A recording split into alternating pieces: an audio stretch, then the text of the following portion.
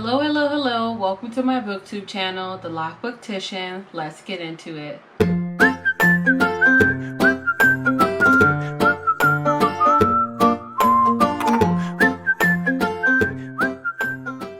Sugar high, watermelon sugar high, watermelon sugar high, watermelon sugar high. Today, we're going to talk about Raybearer. Now, I just need y'all to walk with me because will this be a short video? Absolutely not. I think I have like 35 minutes left on my GoPro to shoot this. So I'm going to try to be as fast and succinct as I possibly can. So let's get right into it. So the Raybearer follows the story of Patrisse or Tar. I may be pronouncing her name wrong. So she is like bi-magical or biracial, bi-magical. I think I can describe it like that. I don't even know where to start. The story starts with Tar being very young and being in like this Bahimi house, I think it's what it's called. And she is pretty much locked off from the world. And her mother, who is called the lady, call all the shots. Like everything that she does, everything that she says is being monitored. Her mother have these people who is trying to take care of her. Tar or Patrisse is a young woman who was born in a very magical way. I don't want to give that away. She has a mother, she has a father. Her father is kind of like not within reach. You'll figure out why he's not within reach. However, her mother is there but sort of not there. Her name is the lady. The lady is very mysterious. Tar is very guarded. She doesn't have any wants really other than love. She really wants to be loved and really wants to have friends, but she doesn't have any. She's living in this house, in this beautiful house, and being protected by people who say they love her, but not really. And they don't really say they love her. They kind of sort of show it, but she's just being protected. She's very shielded, very guarded. Tar one day get a command from her mother to go and fulfill her mother's last wish. However, when Tar gets to her destination, things change. She becomes more independent and she fights the inner demon within herself to carry out her mother, who is the lady, last wish. Patrisse has always longed for the warmth of a family. She was raised in isolation by a mysterious, often absent mother known as the lady. When Patrisse comes of age, the lady sends her to the capital of the global empire of Ardasar to compete with other children to be chosen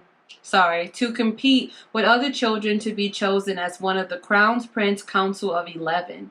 If she's picked, she'll be joined with the other council members through the Ray, a bond deeper than blood.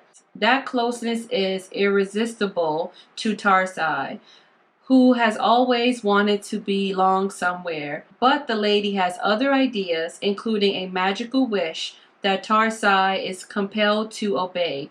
Kill the crown prince once she gains his trust. And I don't know if that draws you in, but definitely drew me in. I'm gonna say it, I've said it before. I don't really seek out fantasy. I think almost every fantasy novel I've ever read has been a suggestion of someone else. I don't really go out and get it, or I will see something and be like, oh, maybe that's cool, and join a tour. Like today, this video is about Hear Our Own Voices. They are a company that gives books to own voices. So since I'm Black American or Black, I was able to get or be a part of this tour of the Raybearer by Jordan Ifueko. Now, you're probably looking at all these tabs like, girl, what is it?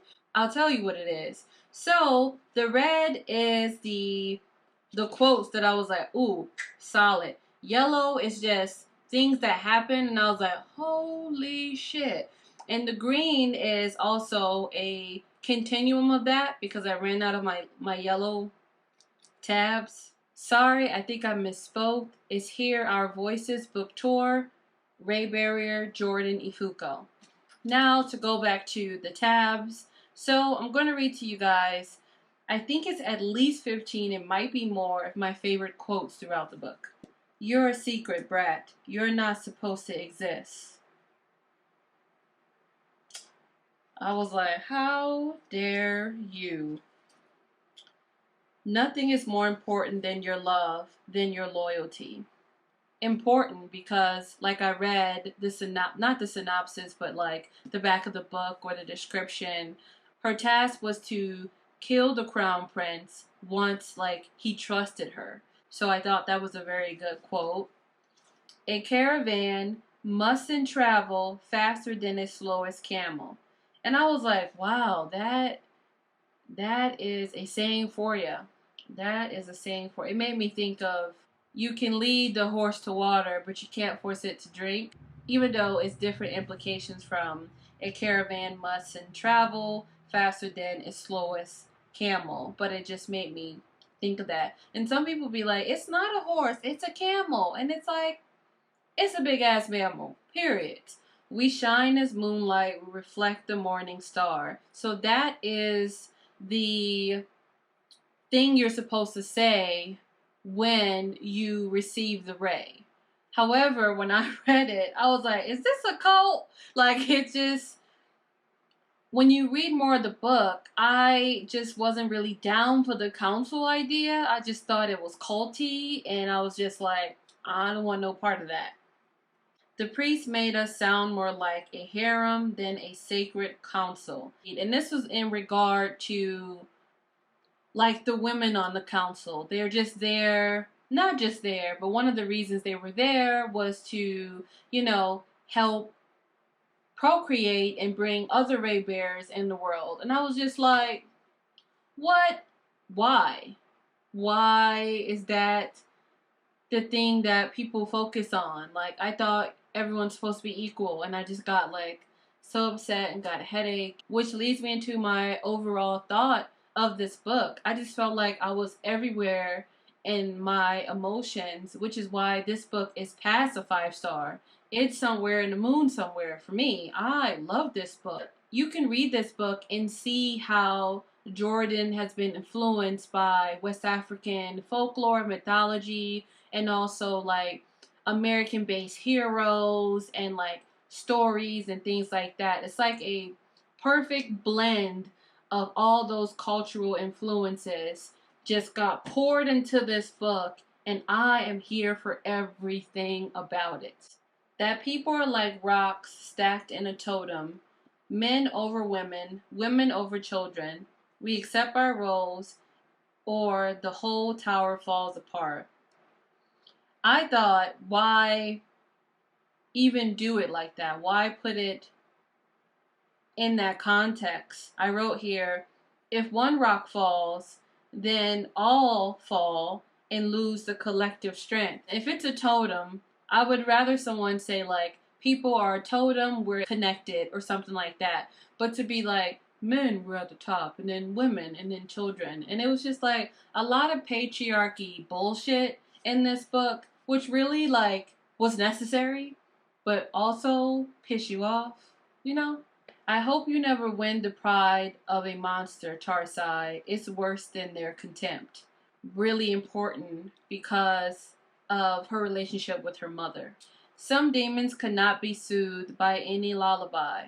Some people go through some really traumatic experiences, and no matter what the help, what they get, it's just going to be a haunting ass experience. And does this happen all the time? No. Can you manage it? Of course you can. But some demons just don't lay down.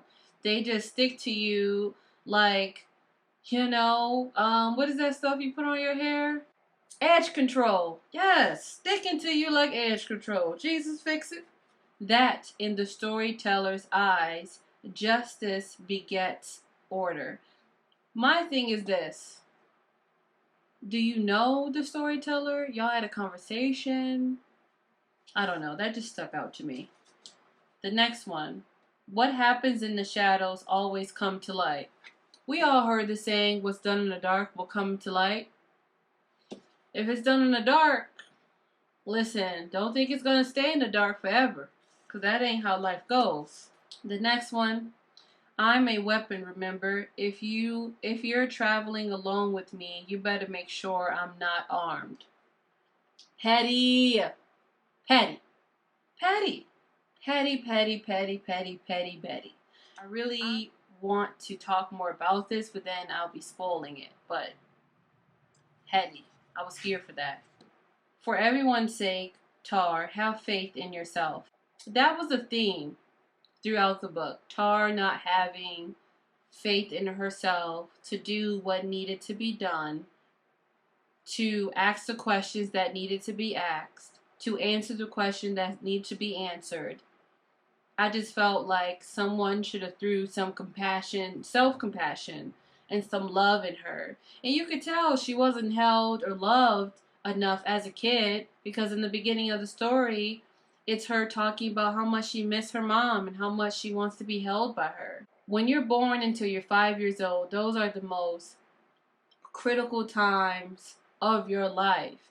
And if you are not given the chance to learn how to self-regulate, self-soothe, and just really be loved, it can impact you in a negative way and have you second-guessing yourself and impact your self-esteem. So that was a great quote. The next quote. Didn't I tell you a bath would help? Listen, this character who said this, I felt like she understood me on a level that I didn't understand myself, because she was just really moving to her own beat and didn't care if you were about it or not, and just spoke her truth every step of the way, and I was here for it. Only one thing is more powerful than a wish, and that is purpose. And I think a lot of times people are not being realistic with themselves, and also actively searching and impacting and doing the things that they want to do. Fear get into that, and that was happening in this book with Tar. Fear can prevent you from living your best true life, period. I wanted to get on BookTube probably like 6 years ago, but I was like, nah sis, that ain't you, that ain't you, that ain't you. Only to find out this very much is me. So the thing that got in my way was my fear. So once you figure out a way to be like, to your fear, you're able to step firmly and truthfully in the things that matter to you and pursue your purpose. Pursue the things that mean something to you. Another quote. I've never understood why mortals make things so complicated. When it comes to power, mortals have always loathed simplicity. And that's true. I feel like things that could just be clear and cut dry, we tend to make more difficult than what it truly is. I think the lure of making things more difficulty than it is to appease to the multiple facets of the devil advocate, which I find can be helpful when applied in a helpful manner, but can be detrimental if applied otherwise. People have many gifts, but our greatest good is the one we cannot contain. Compassion, loyalty, softness, and fairness. That is a great quote. I think it's something that we all can learn from, we all can reflect on. So there you have it. My favorite quotes. It's about like 16, I think. I really love this book. Please get it when it comes out. It comes out August 18th. And it's for ages 12 plus. Also, I should point out, this is a series. And usually I'm not excited for fantasy series. However, this fantasy, Afro-centric, mythology, folklore novel is probably, if not my favorite, one of my favorites of 2020. And I think even though the book concluded nicely, there is still so much to learn. And I hope that this author is able to pick the parts of the book that left off and had you wanting more and reintroduce them in either the next book or the next book after that. I don't know how many books will be in this series, but I really feel like there needs to be more information on the rest of the people on the council, and I'm sure they will be.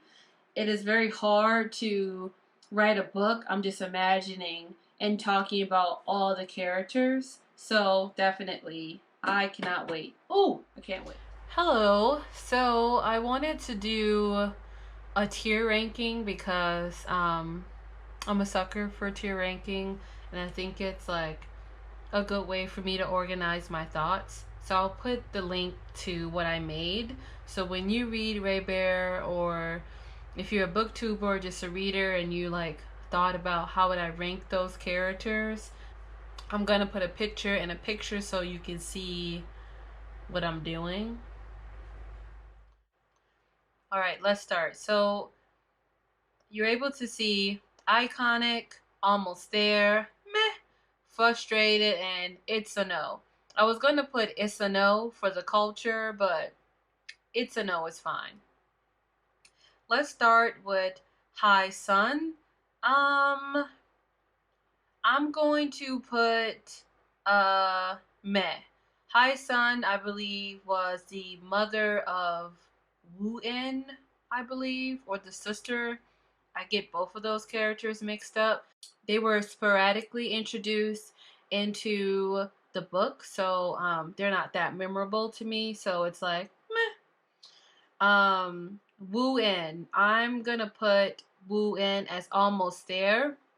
So for me, I put almost there as you were a step away from greatness, and I felt that way multiple times with Wu-En, like just a step away from greatness. Kathleen, I'm gonna put definitely in frustrated because I felt like her love to the lady was on some level that can never be explained, and I just wanted her to think for herself, but she couldn't. But the Ray does that to you. I don't know. I just found myself very frustrated with Kathleen, and because she is a shapeshifter, I found myself not able to trust her as well. The Tutsu spirits, I love them because they were like, you can talk, talk, talk. We're just like looking inside your heart. We want to know what's going on there.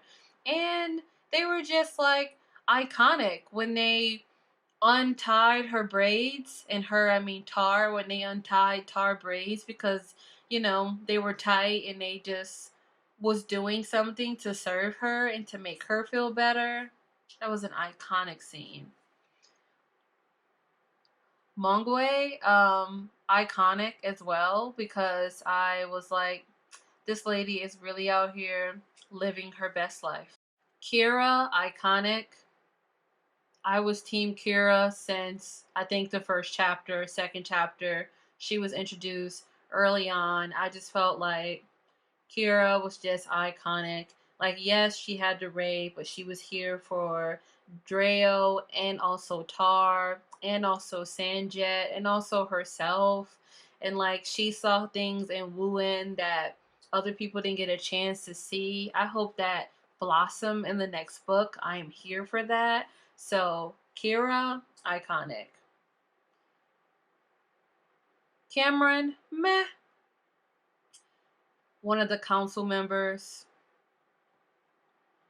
I just don't got much to say. I'm hoping in the next book we learn more. The same way for Teresa or Teresa. Same way for Eiling. Same way for Theo. Same way for Umansa. Melu. I'm gonna say frustrated because I just felt like there was so much he could have said early on to Tar. However, I think the book wouldn't have been that great for me if revelations weren't made at a later time. So, I guess. But still, I was very frustrated with Melu throughout the book. Minja, I think Minja is Wuin's sister. And it's a no. Yep, it's a no. The lady, it's a no. I get it. She been through a lot. It was a no. Aye Turo, iconic. Iconic. That almost there. Dadis was one of the judges on Olugbade Council, but he would say things to Tar that I would be like, huh? And like, he did a lot of contradictory things, but then his love for Mumbali was just amazing. And now I'm remembering at this moment that Mumbali I didn't put on here. Oh my god. Well, let's just imagine iconic. Hands down, iconic. So, Dreo, I would say iconic as well because Dreo's love for Tar, and it was just, oh, I'm here for it. Olugbade, it's gonna be a no. Sanjet, iconic. Tar, frustrated. So Sanjay, or Sanjet, I really liked his character. I liked his character from the beginning. I got a little bit frustrated with him at one point of the story, but overall, I think his role was iconic.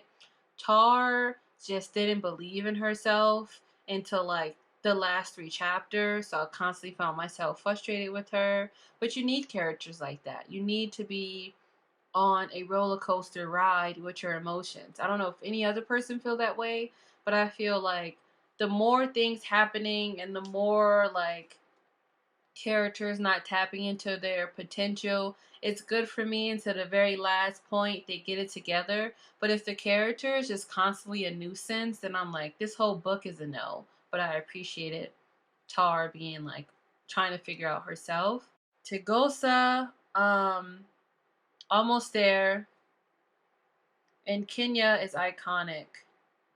So Kenya and Tagosa, they were married, and Tagosa was pretty much about that assimilation life, and Kenya was not, especially when it came to the name of their son. So I thought Kia sticking to her truth was like iconic. Everything else about this guy was cool until he was just like, I'm gonna assimilate out of fear. And I'm like, just one step from greatness. And Yi Sun, iconic. Yi Sun been through so much, and I just thought, wow, iconic. Enough said. So that is my tier ranking. Again, I feel awful that I didn't put Mbali here because I thought her role was iconic. But here we are, things happen. Thank you for subscribing to my channel. Don't forget to like, comment, subscribe again, tell a friend to subscribe. Have a wonderful day, and I'll see you next time. Bye.